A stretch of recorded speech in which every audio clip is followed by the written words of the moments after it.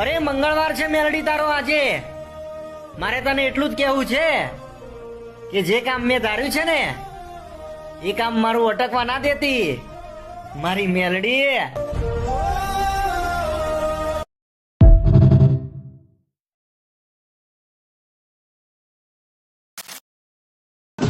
મારી મહાકાળી અડધી રાતે સપનામાં આવીને ખાટલા આવીને એવી વાતો કરે